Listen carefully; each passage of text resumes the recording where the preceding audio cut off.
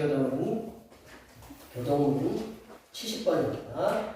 이사야 42장입니다. 성시교동은 교동문 70번 이사야 42장입니다. 내가 붙드는 나의 종 내 마음에 기뻐하는 자 곧 내가 택한 사람을 보라. 내가 나의 영을 그에게 주었은즉 그가 이방의 정의를 베풀리라. 그는 외치지 아니하며 목소리를 높이지 아니하며 그 소리를 거리에 들리게 하지 아니하며 상한 발대를 꺾지 아니하며 걸어가는 등불을 끄게 하고 진실로 정의를 시행할 것이며 그는 쇠하지 아니하며 낙담하지 아니하고 세상에 정의를 세우기에 이르리니 성들이 그 교훈을 앙망하리라. 나 여호와가 의로 너를 불렀은즉 내가 내 손을 잡아 너를 보호하며 너를 세워 백성의 언약과 이방의 빛이 되게 하리니 내가 눈먼 자들의 눈을 밝히며 갇힌 자를 감옥에서 이끌어내며 흑암에 앉은 자를 감방에서 나오게 하리라. 아멘. 사도신경 구의 시간을 하나님 앞에 고백하시겠습니다. 나는 전능하신 아버지 하나님 천지의 창조주를 믿습니다. 나는 그의 유일하신 아들 우리 주 예수 그리스도를 믿습니다. 그는 성령으로 잉태되어 동정녀 마리아에게서 나시고 본디오 빌라도에게 고난을 받아 십자가에 못 박혀 죽으시고 장사된 지 사흘 만에 죽은 자 가운데서 다시 살아나셨으며 하늘에 오르시어 전능하신 아버지 하나님 우편에 앉아 계시다가 거기로부터 살아있는 자와 죽은 자를 심판하러 오시리라. 나는 성령을 믿으며 거룩한 공교회와 성도의 교제와 죄를 용서받는 것과 몸의 부활과 영생을 믿습니다. 아멘. 다 같이 앉으셔서 찬송 87장 하시겠습니다. 찬송 87장입니다.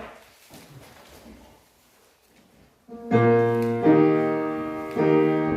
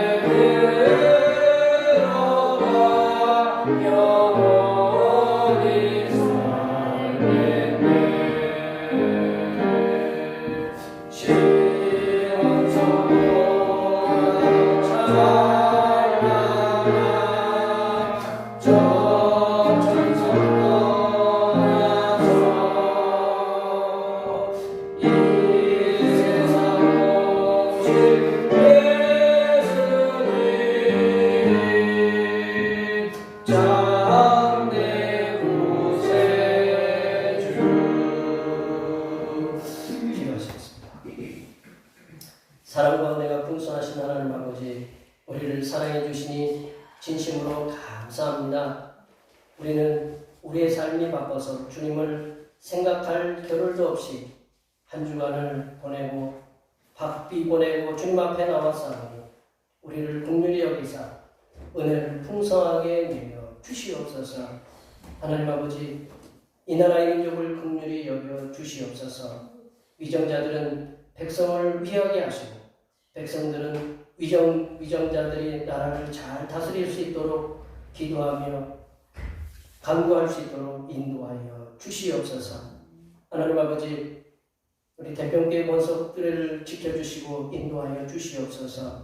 육신이 연약하여 질병에 있는 성도들을 그 질병에서 고쳐주시고 가족들도 질병에 있는 가족들이 있사오니 주의 선하신 능력 가운데 질병에서 회복되어 하나님을 예배할 수 있는 은혜를 허락하여 주시옵소서.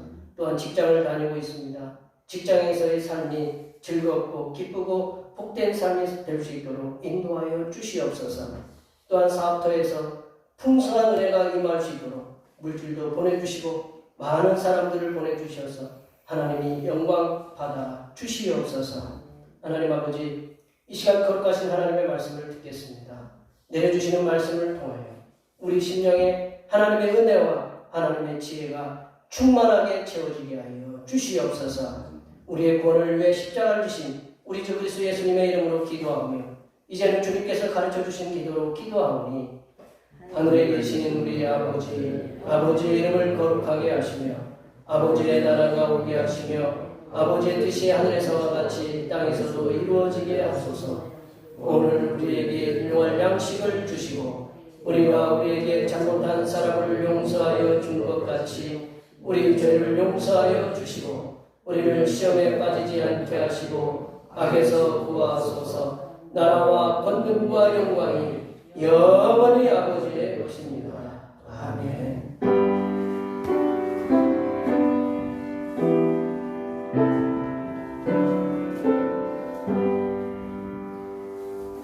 오늘 우리에게 주신 하나님의 말씀은 신약성경 야고보서 3장입니다. 신약성경 야고보서 3장 4장 1절부터 3장 13절부터 4장 3절 그리고 7절과 8절 함께 보시겠습니다.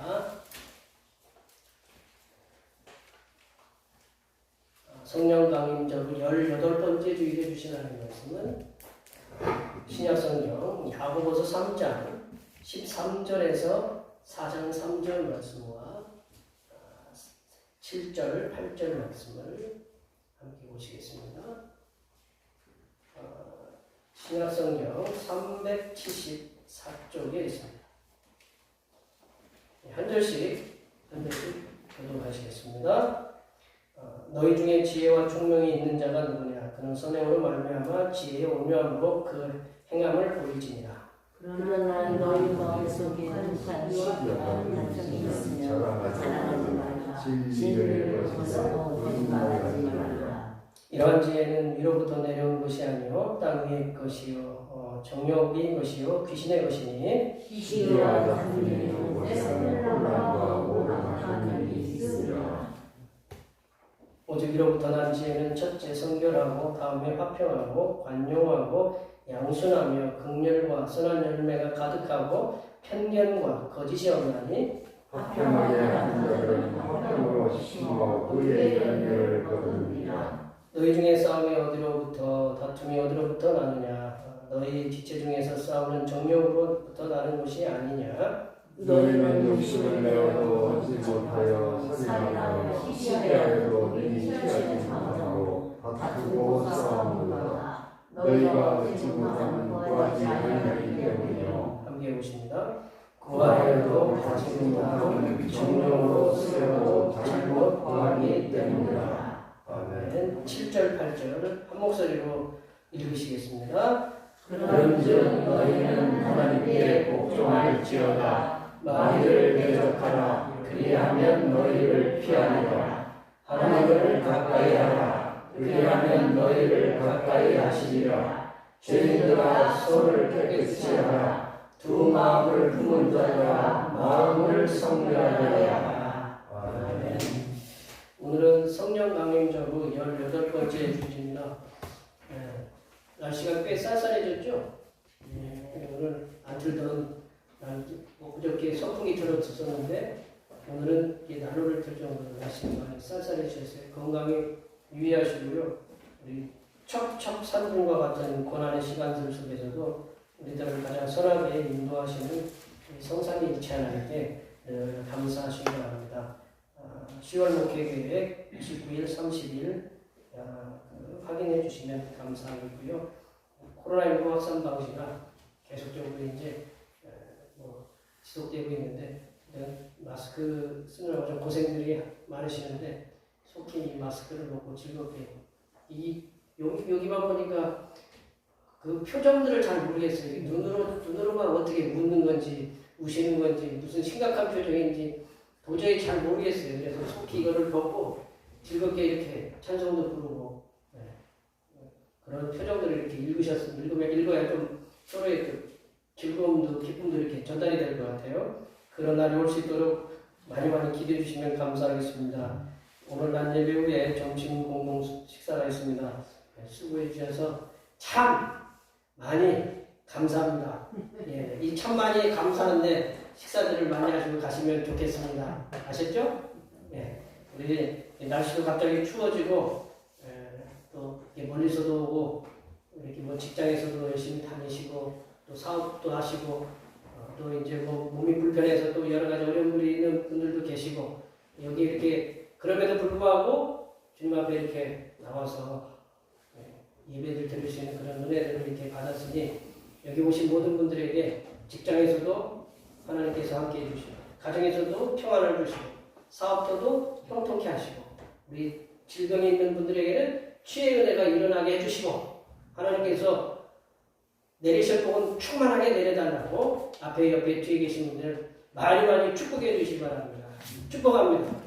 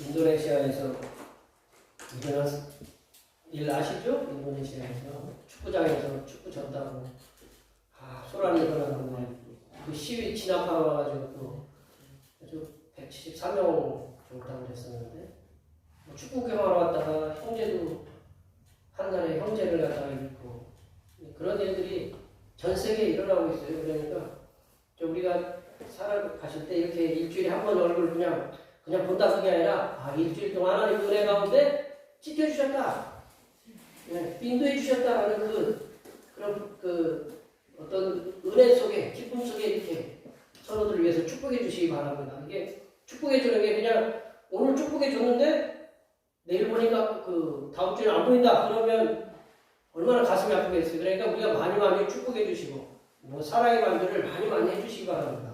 아멘.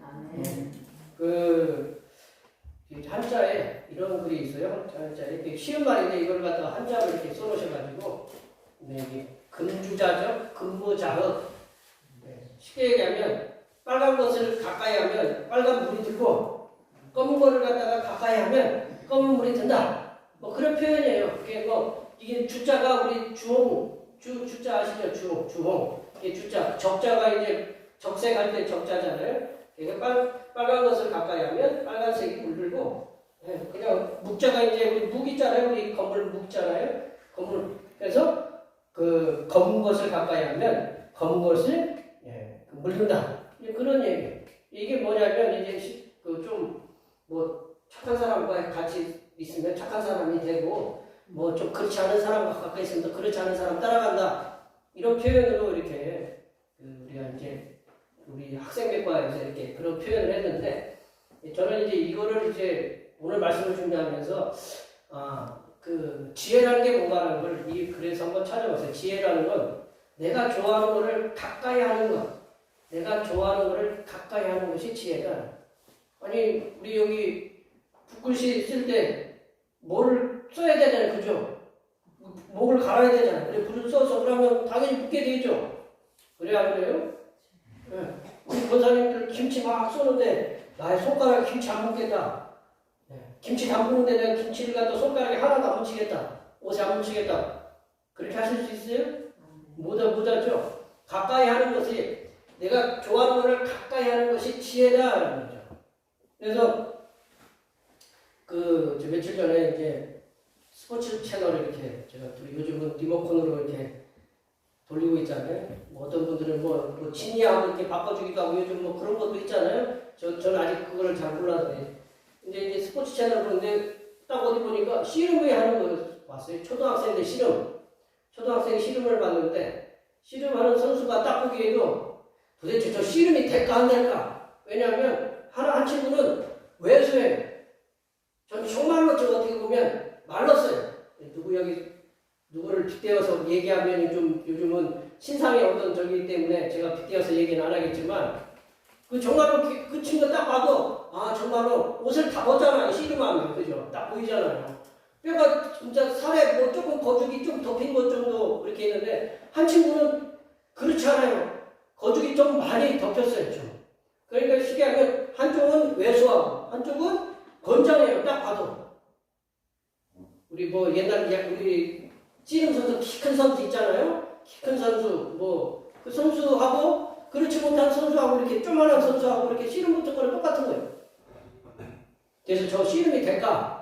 딱 봐도 저거는 게임이 안 된다 생각했어요. 근데 누가 이겼을까요? 제가 얘기하는 거 보면 그 왜소한 친구가 이겼어요. 그거 참 신기하더라고. 이게 보니까 이렇게 매달리는 거를 잘하더라고. 그러니까 딱 들었는데 잘 매달려 안 떨어져요. 근데 왜 저 친구가 왜 저 체격이 좋은 친구하고 씨름을 붙어서 2대1로 이겼는가 고민을 해보니까 제가 이렇게 생각해보면 그 친구는 모래판에서 모래를 사랑한 친구예요. 그러니까 이게 씨름을 하기 위해서 그 코치하고 맨날 모래판에서 싸우는 거예요. 코치가 등치가 더 크겠어요? 작겠어요? 더 크잖아요, 감독이. 그러니까 그 감독하고 맨날 싸웠을 거예요. 이제 등치 큰 친구가 나올 거라고 예상을 하고. 모래판에서 맨날 모래 묻히고, 어떻게 하면 삿발을 잡고 어떻게 하면 그 친구를 넘어뜨릴까. 등치 큰 친구가 나를 들으면 내가 어떻게 버티면 되는가. 그걸 갖다가 매일 그 모래 위에서 연구를 했을 거예요. 이게 모래와 가까이 한 친구가 이 씨름하는 선수들은 모래를 가까이 하는 게 바로 지혜다라는 거죠. 씨름 선수에게 있어서 지혜는 모래를 가까이 하는 것이고, 농부는요, 저처럼 이제 농사를 짓는 분들은 땅을 가까이 하는 게 지혜예요. 이게 땅이 왜 그린가? 땅을 묻혀야, 몸에 묻혀야, 흙이 묻어야 이게 그 수확이 있잖아요. 그러면 학생은 뭐를 가까이 하면 돼요? 책을 가까이 하면 되죠. 책을 가까이 해야 막 고민하고 씨름하고 그래요. 어떤 지혜가 나온다는 거죠. 우리 직장에서도 마찬가지고, 직장에서 내가 뭐를 못하고 있으면 그거를 가까이에서 자꾸 씨름해야 우리가 데이터가 나오잖아요. 우리가 김치를 담궜는데 어제는 짜다. 그러면 소금을 갖다 오늘은 들러야 된다. 그럼 그거 데이터가 쌓여야 안 쌓여요? 모르니까 더 맛있다. 그것이 데이터가 그게 지혜거든요. 그래서 우리가 가까이 하는 것이, 내가 좋아하는 걸 가까이 하는 것이 삶의 지혜다라는 것을 제가 이 말씀을 준비하면서 배웠어요. 오늘 본문에서 예수님의 동생 사도 야고보가 두 가지 지혜를 대조하면서 이렇게 말씀하고 있습니다. 이렇게 두 가지 지혜를 대조하면서 말씀하고 있는데, 거기 보시면 하늘의 지혜가 있고 땅의 지혜가 있어요. 그리고 하나님의 지혜가 있고 마귀의 지혜가 있고, 위로부터 난 지혜가 있고 아래로부터 난 지혜가 있어요. 근데 우리 오늘 본문은 이제 우리 하늘에서부터 난 하늘의 지혜, 위로부터 난 지혜, 그리고 하나님께서 주시는 지혜, 하나님의 지혜를 우리가 살펴보려고 하는데, 근데 야고보는 위로부터 난 하나님의 지혜에 대해서 말씀하시기를 하나님을 가까이 하는 것이라고 이렇게 말씀하고 있어요. 하나님을 가까이 하는 것. 우리 야고보서 4장 8절 우리 상반절 말씀만, 저기에 있는 말씀만 한번 다 같이 한번 읽어보겠습니다. 하나님을 가까이 하라. 그리하면 너희를 가까이 하시리라. 하나님을 근정해 두라는 거죠. 가깝게 붙어 다니라는 거죠. 우리 제자들이 엘리사가 엘리야를 갖다가 엘리야가 몰래 하늘에 올라가려고 하니까 쫓아다니잖아요. 엘리사가 끝까지 쫓아다니면서 그 엘리사를 갖다가 엘리사의 능력을 받으라고 내게 갑절의 능력을 주십시오라고 이렇게 하잖아요. 그러니까 엘리사가 굉장히 능력을 많이 받았잖아요. 이제 하나님의 사람이 하나님을 가까이 하면 하나님께서도 가까이 하신다. 하나님을 가까이 하는 삶은 뭐냐? 하나님을 경외하는 삶입니다. 하나님을 가까이 하는 삶은 하나님을 경외하는 거거든요. 하나님을 섬기는 거거든요. 이게 하나님의 사람들이 하나님을 가까이 해서 하나님을 경외하는 삶이 지혜다라는 것을 구약에서 욥기, 우리 잠언에서는 당연히 그렇게 얘기하고, 잠언과 욥기 그리고 시편에서 그 말씀을 잘 얘기해주고 있다. 우리 한 절만 찾아보면요, 욥기 28장 28절 말씀을 보면요, 다 같이 한번 읽어보겠습니다. 또 사람에게 말씀하셨다. 보라, 주를 경외함이 지혜로 악을 떠남이 명철이니라. 시편 111편에도 비슷한 말씀이 나와요.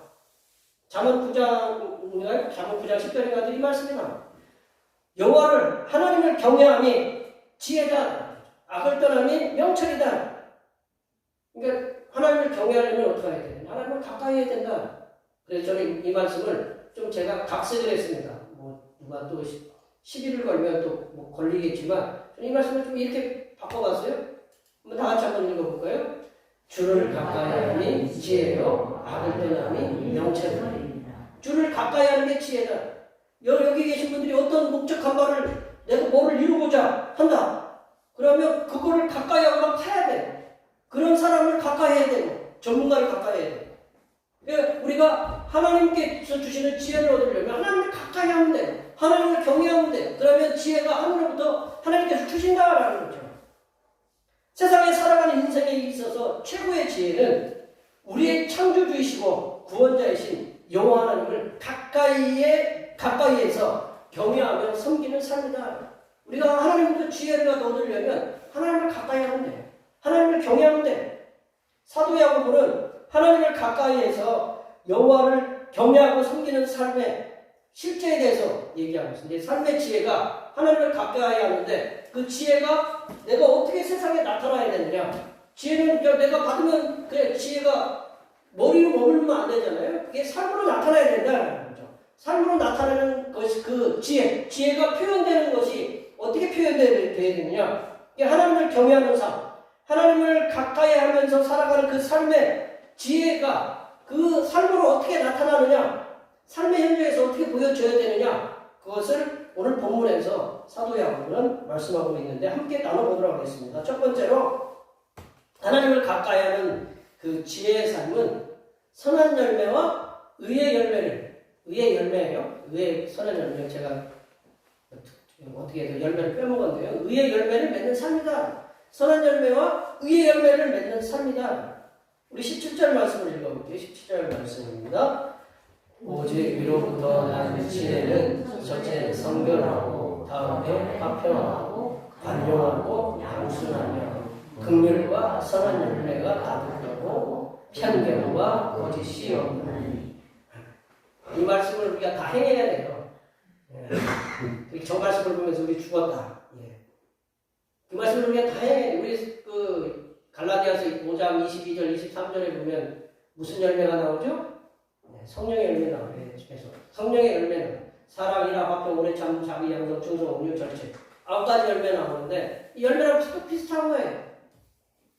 오늘 말씀에 보면 이게 하나님께서 내주는 지혜, 그 지혜가 우리가 삶으로 표현되기 위해서는 성결, 화평, 관용, 양순, 그리고 긍휼, 선한 열매, 편견과 거짓이 없어야 된다라는 거예요.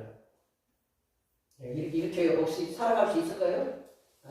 눈들을 보니까 저는 그냥 포기하겠습니다. 뭐 이제 그런 표정들을 하고 계시는 것 같은데, 이 성도가 하나님께 난 지혜를 삶으로 표현하려면 이렇게 하나님을 가까이 하는 사람은 이런 삶을 살아야 된다고 얘기하고 있어요. 17절에서 위로부터 난 지혜, 위로부터 난 지혜라는 것은 하나님의 지혜거든요. 하나님의 지혜에 대해서 성결, 화평, 관용, 긍휼, 그리고 선한 열매, 그리고 편견과 거짓이 없어야 된다. 우리가 이제 거기 보면 성결, 화평, 관용, 긍휼, 이 열매는 편견과 거짓 없는 것은 다 뭘로 볼 수 있냐면 선한 열매로 볼 수 있다. 선한 열매. 또 18절에서 말씀하는 걸 보면 화평으로 심어서 의의 열매를 거둔다. 화평으로 심어서 의의 열매를 거둔다라는 거죠. 위로부터 난 지혜는 세상에서의 그 성결한 삶을 요구한다. 깨끗한 삶을 요구한다. 우리가 맨날 손 씻고 손 쏟아가고 그런 삶, 그런 건 우리가 이제 육체적인 어떤 청결을 얘기하는 거지만 그 성결이라는 건 뭐냐면 하나님께서는 성도가 하나님께서 보시기에 아름답고 거룩한 삶을 세상에서 살기를 원하신다. 이 야고보서 4장 8절에 보면 우리 이제 4장 8절 말씀 읽어보면 죄인들에게 손을 깨끗이 하라고 이렇게 얘기했어요. 죄인을 깨끗이 하고 두 마음을 품지 말라. 두 마음을 품지 말라. 우리 항상 그렇잖아요. 두 마음 품잖아요. 오늘 내가 주일인데, 오늘 내가 그 주님 앞에 가야 되는데 하면 이게 두 마음이 막 왔다 갔다 하잖아요. 뭔 일이 있고 무슨 일이 자꾸 생겨요. 그러면 내가 어떻게 해야 되느냐. 표현이 그렇다는 얘기죠. 이제 두 마음이라면 내가 하나님을 더 사랑하느냐, 내가 어떤 일에 더 사랑하느냐. 이 두 마음이 있거든요. 이 두 마음이라는 건 우리가 이제 그 17절의 끝에 보면 거짓이라는 말이 있거든요. 거짓이라는 말을 위선이라는 말로, 위선. 우리 가면을 썼다라는 거죠. 가면. 이렇게 마스크를 쓴 게 아니고 아예 가면을 썼다라는 거예요. 그러니까 이게 두 마음은 가면을 쓴 거랑 똑같은 거예요. 이게 겉으로는 웃으면서 사람을 대하면서 막 웃는데 속으로는 이 엑세스 막 거기에서 막 욕하는 거예요. 이게 겉으로는 얼굴 웃는데 속에서는 욕을 갖다가 뭐 하여튼 있으려고 없으려고 다 하고 있는 거예요. 두 마음을 푸는 자들에게 마음을 성결하게, 두 마음이 있으면 마음이 더럽다라는 거죠. 손을 깨끗이 하라는 것은 우리 삶에, 우리 뭐 쉽게 얘기하면 우리 어떤 어떤 나쁜 일을 하다가 나에게 손 털었어, 손 씻었어 하면 뭐예요? 그 일을 안 한다는 의미잖아요. 우리가 그 하나님의 삶으로 이렇게 향해 있는 그런 삶을 살라고, 세상에 있는 삶으로 이렇게 쫓아가지 말고 하나님께서 원하시는 삶을 살아가라고 하는 게 바로 성결한 삶이다. 이 성도가 비록 죄악이 넘쳐나는 세상에 살아간다고 해도 성도는 성결하고 힘써야 된다고 주님이 말씀하셔요. 근데 여기 한번 직장에 다녀보시고 사람들 대해보면 우리가 성결하기가 쉬워요, 어려워요?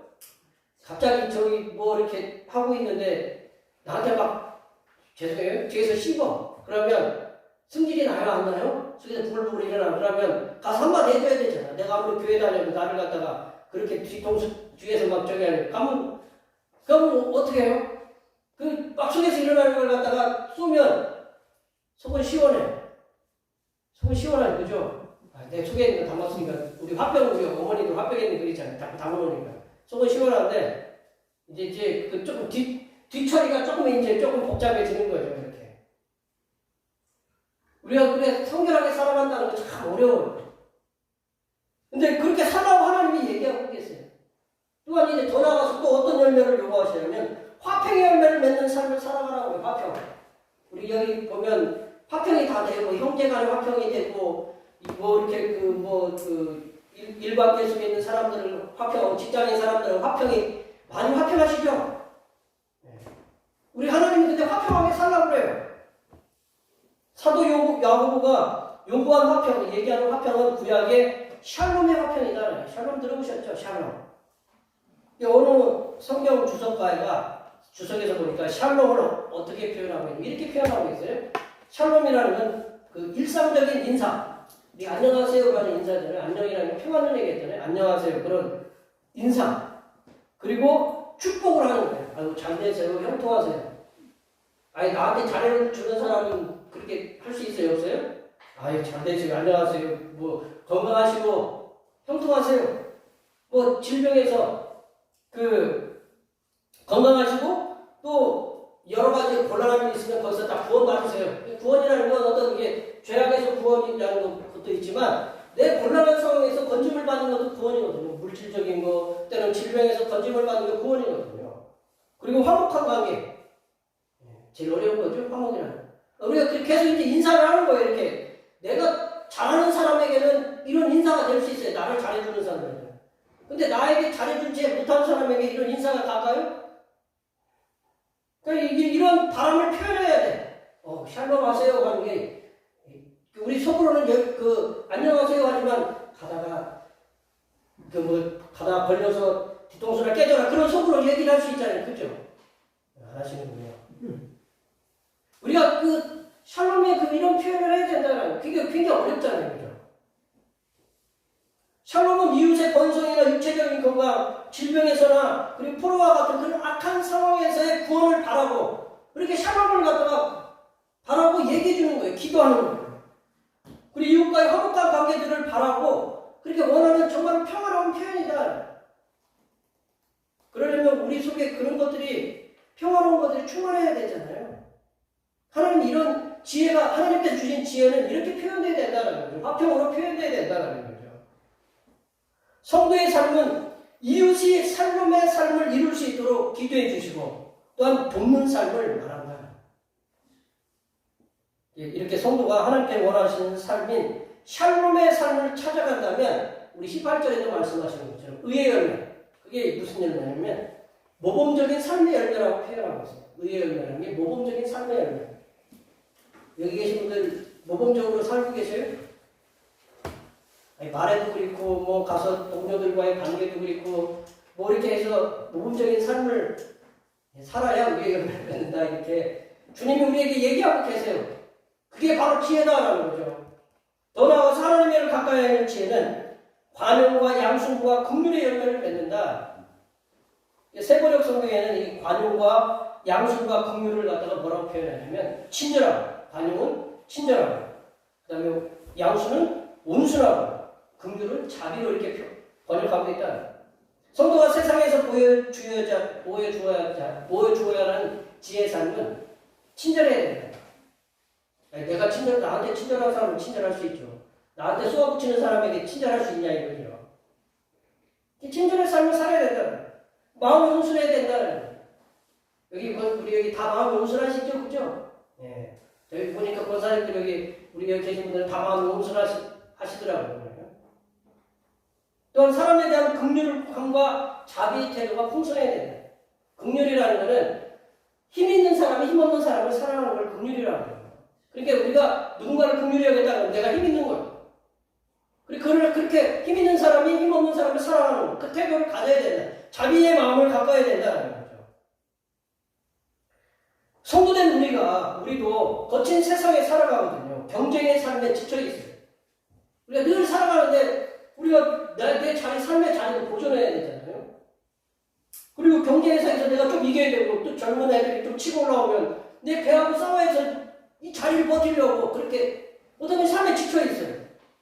어떻게 그러면 어떻게 마음의 친절함, 온순함, 자비, 긍휼의 마음을 풍성하게 가지고 선한 열매, 의의 열매를 맺는 삶을 우리가 살아갈 수 있을까요?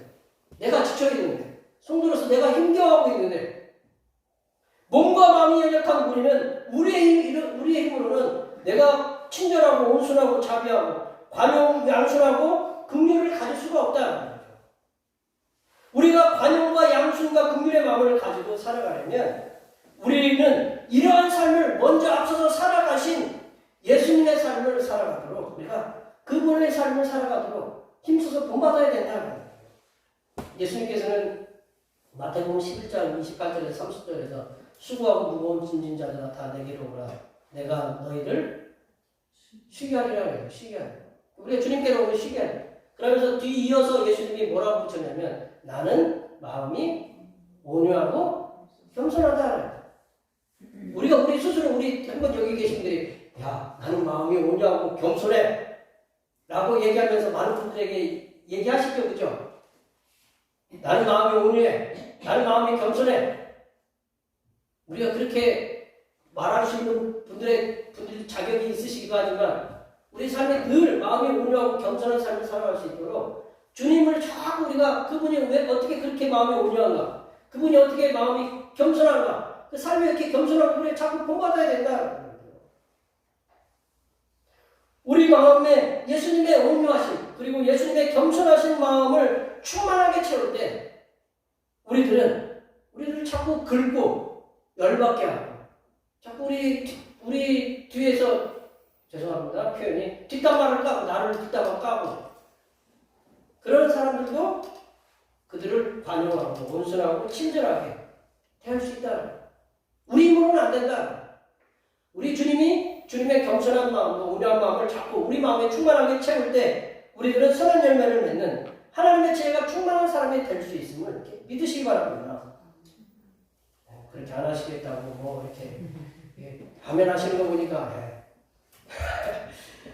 또한 우리가 더 나아가서는 뭐가 없어야 되냐면 선한 열매를 맺는 지혜로운 삶은 편견과 거짓이 없어야 된다고 해요.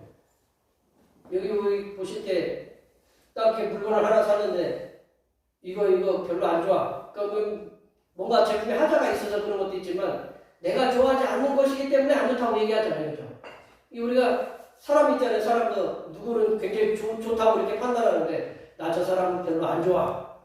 그럼 무슨 우리 속에 뭐가 있는 거예요? 편견이 있고 그 편견이 있는 거예요. 한쪽으로 치우치는 게 있거든요. 그리고 거짓이라는 말은 공동번역 성경 위선이라는 말이에요. 아까도 제가 말씀드렸지만 위선은 두 가지 가면을 쓴 얼굴이에요. 두 가지 마음을 품은 사람이에요. 그러니까 앞에서는 이런 얘기하지만 뒤에 가서는 전혀 반대되는 얘기를 한다. 성도가 세상에서 하나님께 주시는 지혜의 삶을 통해서 사람에 대한 편견과 위선 없는 삶을 사는 것은 모든 사람에 대한 차별이 없는 세상을 만들어가는 것과 동일하다. 그러니까 사람을 갖다가 편견 없이 말합니다. 이 사람과 저 사람. 똑같이 어떤 사람은 표현이 죄송합니다. 굉장히 이렇게 샤프하고 뭐 이렇게 좀 괜찮게 생겼고 옷도 괜찮게 입었어요. 옷 한쪽 사람은 그렇지 않게 이렇게 보기에도 조금 그래요. 근데 똑같이 이렇게 차별 없이 대할 수 있느냐? 우리에게 그거를 갖다가 요구하시는 거거든요. 근데 우리는 그렇지 않잖아요. 보면 깨끗하고 말씀하고 그런 사람에게 눈이 끌리게 마련해요. 그리고 그렇지 못한 사람에게는 조금 그렇죠. 저만 그린 거예요. 그런 마음이 자동적으로 먹게 돼 있어요. 믿음의 사람인 우리가 여기 계신 분들이 좀 알지 못하는 분들도 있겠지만 영국의 윌버퍼스라는 분이 계세요. 윌리엄 윌버퍼스라는 분이 있고 미국의 아브라함 링컨 아시죠? 링컨. 이 두 사람의 공통점이 있어요. 노예가 이분들이 믿음의 사람들이에요. 그 당시에 지금부터 200년 가까이 된 시점에서 지금도 우리 색깔로 굉장히 지금 싸움이 많잖아요. 백인 우월주의가 있잖아요. 그 당시에는 이 유색 인종들은 하찮게 취급했거든요. 그것에 대해서 그 논쟁을 해가면서 노예 해방을 이끌어낸 분들이 믿음의 사람들이었다. 그분들은 차별이 그들 색깔이 어떤 색깔이든 간에 차별 없는 그런 삶을 살아가야 된다. 그분들이 어떻게 그렇게 할 수 있냐면 모든 사람은 누구의 창조물이다? 하나님의 창조물이다. 하나님의 피조물이다. 거죠. 그런 운을 갖고 있기 때문에 그들이 노예 해방의 운동에 그렇게 힘썼거든요. 그걸 누가 하라고 하냐면 우리들에게도 하라고 합니다. 우리 주변에는 그런 이렇게 우리 다문화들 많잖아요. 다문화가들도 많고. 또 어떻게 우리 돈을 벌러 오신 분들도 있잖아요. 우리가 어떻게 대하느냐. 그리고 우리 삶에 우리 보면 우리보다 부족한 분들도 있잖아요.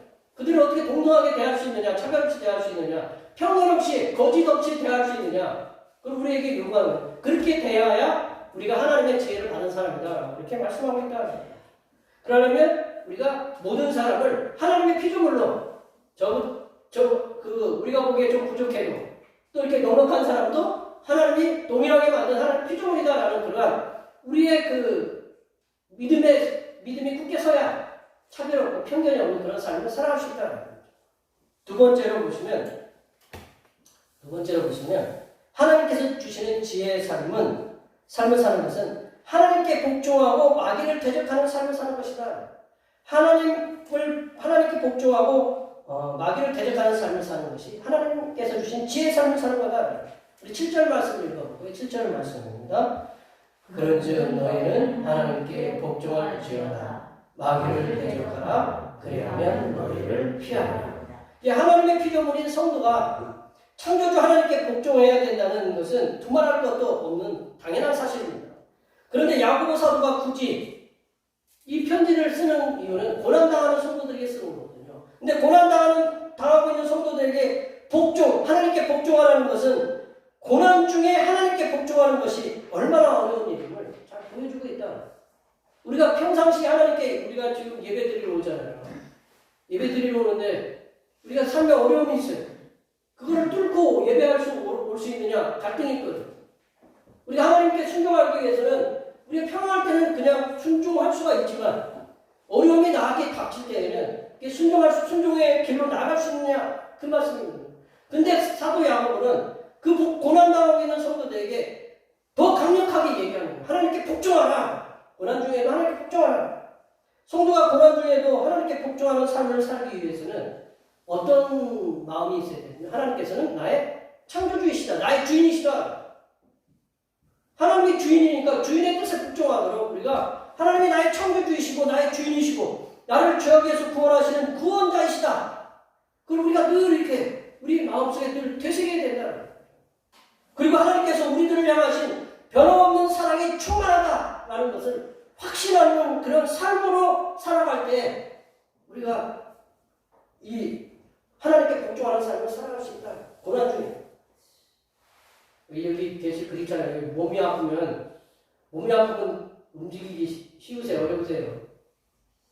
여기 우리가 젊었을 때는 여기 걸어가는 것도 우리 100m 걸어가는 것도 쉽지만 우리 80 넘으신 권사님들 저 100m에 걸어가시라고 하면 어떻게 보면 그분들 보고 욕하는 거예요.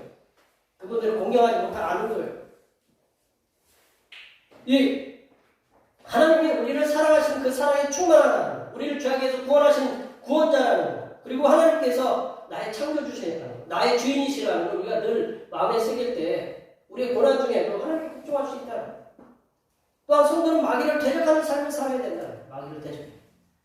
우리 성도가 우리의 대적자인 마귀를 대적하는 그런 삶을 살아갈 때에 마귀는 어떻게 하냐면 우리를 피한다는. 우리 저기 보시면 그랬잖아요. 마귀를 대적하라. 그리하면 어떻게 한다고 그랬어요? 너희를 피한다는. 마귀는 대적해야 된다는 거죠. 야고보 사도가 확신한 말은 뭐냐면 마귀는 그에게 대적하는 사람 앞에서 도망간다. 우리가 마귀가 강하다고 생각하면 마귀는 우리를 자꾸 누르지만 하나님께서 우리의 주권자이시잖아요. 우리가 하나님 붙잡고 있잖아요. 그러면 우리가 더 강한 자이거든요. 그래서 마귀를 대적하면 마귀를 도망간다라는 거죠. 피한다라는 거죠. 그런데 이제 문제는 예수님께서 말씀하신 것 같이 마귀에게서 무량물을 탈취할 수 있으려면 마귀가 물러가게 하려면 먼저 우리가 마귀를 쳐서 이겨야 된다. 우리가 먼저 강공으로 나가야 된다. 최선의 공격은 뭐라고 그래요?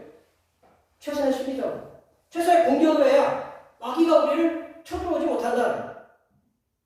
우리 예수님께서 이제 마가복음 3장 27절에서 이런 말씀하셨어요. 마가복음 3장 27절 말씀 한번 읽어볼까요?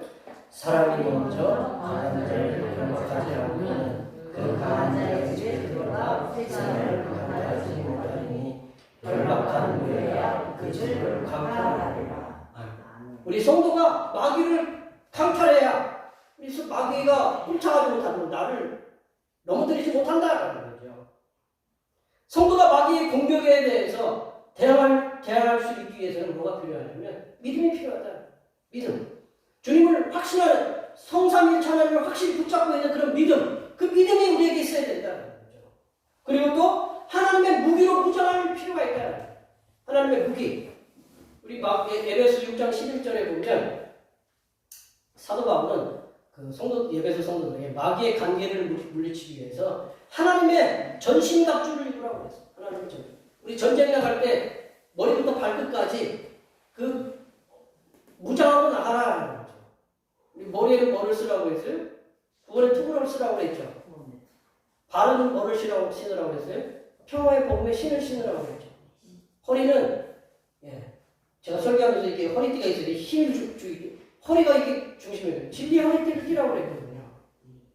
그리고 날아오는 거를 불화살을 막기 위해서 뭐를 갖고 가는 거예요? 믿음의 방패를 갖고 가는 거죠. 맨날 이제 수비만 해요? 뭐도 해야 돼요? 공격도 해야 되죠. 그럼 뭐를 들어야 돼요? 손에? 하나님의 말씀, 성령의 검이 하나님의 말씀을 들어야 된다. 우리 무장을 해야 된다는. 무장을 해서 우리를 대적하러 오는 마귀를 갖다가 강력하게 응징을 해야 이 마귀가 피한다는 거예요. 마귀를 대적하는 삶은 우리 속에 우리가 속해 있는 공동체에 마귀가 일으키고자 하는 그런 시기, 다툼을 통해서 일어날 수 있는 그런 혼란과 그 악한 일들을 막을 수 있기 때문이다. 마귀가 남을 공격하는 게 아니라 나를 통해서 우리 가족을 공격하고 우리 또 교회를 공격할 수 있고 내 직장을 공격할 수 있고 나의 삶의 터전을 공격할 수 있다는 거예요. 그렇기 때문에 우리가 그걸 대적해야 된다는 거죠. 우리가 마귀는 주로 하는 일이 뭐냐면 시기와 다툼을 일으켜서 전쟁을 일으키고 분열을 일으키는 거거든요. 우리 16절 말씀을 읽어볼까요? 우리 16절 말씀 다 같이 읽어보겠습니다. 시기와 다툼이 있는 곳에는 혼란과 모든 악한 일이 있습니다. 마귀가 하는 일은 그 시기와 다툼을 일으켜서 전쟁을 일으켜서 혼란과 모든 악한 일들을 조장한다는 거죠. 마귀는 공동체에게 분열과 분쟁과 전쟁을 일으키는 그런 악한 세력이다. 그러므로 우리가 근신해서 깨어 기도하면서 믿음으로 무장하고 하나님의 전신갑주를 무장해서 악한 마귀의 권세를 대적할 때 사랑하고 섬기고 있는 우리 가족 공동체, 우리 교회 공동체, 우리 또 그 지역 공동체, 직장 공동체, 그런 공동체들을 그 와야하고 무너뜨리는 분열과 전쟁, 분쟁에서 막을 수 있는 하나님의 강력한 무기가 될 수 있다는 거죠. 우리가 말씀을 정리해보면요. 하나님의 지혜는 하나님을 가까이 하는 거다. 하나님의 지혜는 삶으로 나타나야 되거든요. 우리가 나 지혜를 받았습니다. 그 지혜가 삶으로 나타나야 돼요. 그 삶으로 나타나는 게 선한 열매와 의의 열매다. 성결하고 화평하고 관용하고 양순하고 긍휼하고 편견 없고 위선이 없는 그런 삶을 우리가 성도가 살도록 힘써야 된다. 그 어디로부터 공급을 받느냐? 하나님으로부터 공급을 받아야 된다. 또한 하나님의 명령에 복종하고 하나님의 전신갑주를 입고 마귀를 대적하는 삶을 살도록 힘쓰는 것이 바로 하나님께 주시는 지혜를 세상에 표현하는 거다. 그러면 마귀가 우리를 피하게 된다는 거죠. 여기에 모여 예배하시는 모든 성도님들께서는 하나님께 주시는 그런 지혜로 선한 열매를 맺으셔서 평화의 삶을 살도록 힘쓰시고 또한 하나님께 복종하시는 삶을 살아서 하나님께 영광 돌리는 삶을 살아가시는 하나님의 귀한 백성들이 되시기를 간절히 축원합니다. 기도하시겠습니다. 하나님 아버지, 여기에 모여 예배하는 모든 주님의 백성들이 하나님께서 주시는 지혜를 통하여 선한 열매, 의의 열매를 맺어 하나님께 영광을 돌리는 삶을 살도록 하여 주시옵소서. 거룩하신 예수님의 이름으로 기도하옵나이다. 아멘. 오늘 우리에게 주신 하나님 말씀 생각하시면서 찬송 420장 하시겠습니다. 찬송하시면서 준비하신 곡을 하나님 앞에 드리시겠습니다.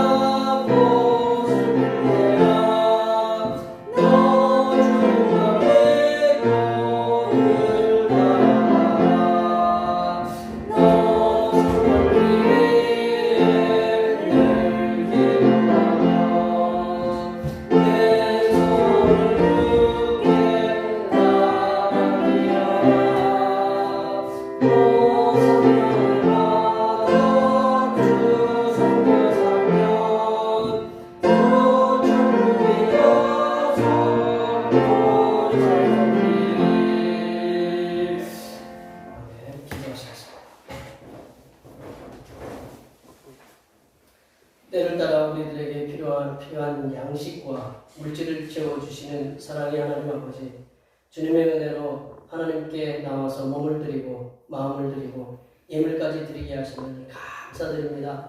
우리가 드린 몸과 마음과 예물을 기쁘게 받아주셔서 넘치는 복으로 채워 주시옵소서. 하나님 아버지, 주님께서 건강을 주셔서 한 달 동안을 열심히 수고하여 얻은 소득의 열의 하나를 드립니다.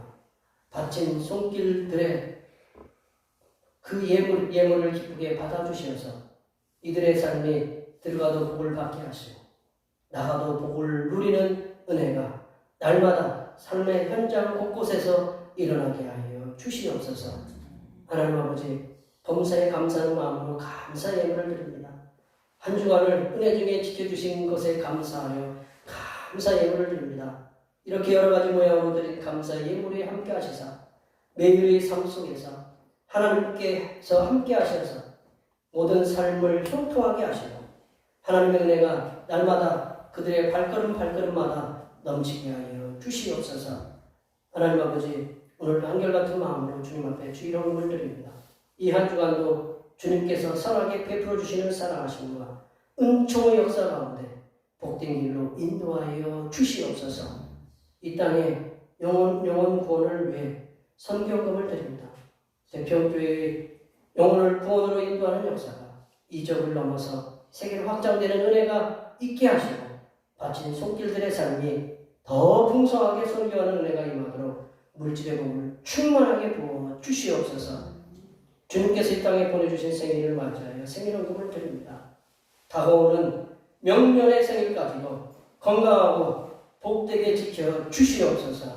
하나님 아버지, 주님의 몸된 교회를 위하여 헌신하고 봉사하는 손길들의 소고를 기억하여 주시사 하늘로부터 내려주시는 은혜가 충만하게 임하게 도와 주시옵소서.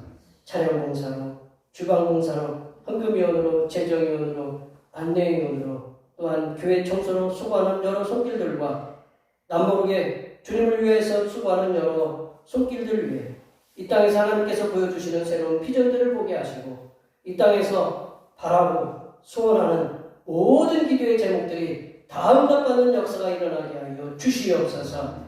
거룩하신 예수님의 이름으로 기도하옵나이다. 아멘.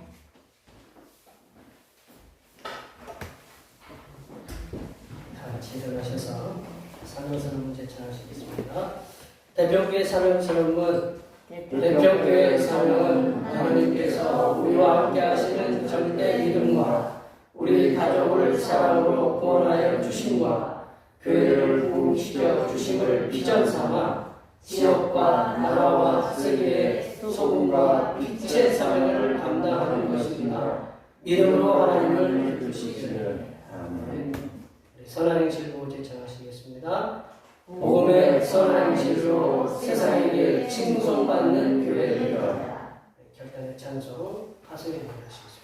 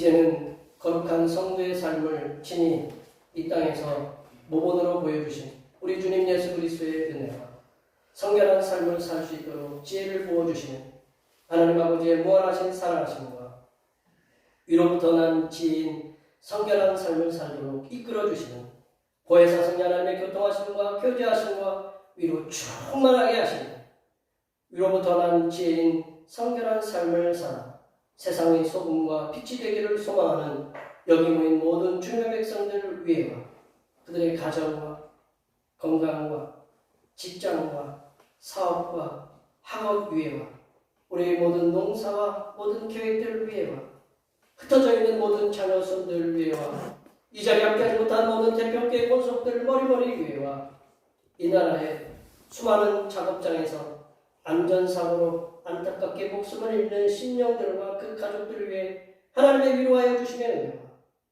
인도네시아 축구장 남동 과잉 진압으로 압살을 당하여 죽어간 174명의 심령들과 그 유족들을 위해 하나님의 위로하여 주시며 은혜와 이제부터 영원토록 함께하옵시기를 간절히 축원하옵나이다.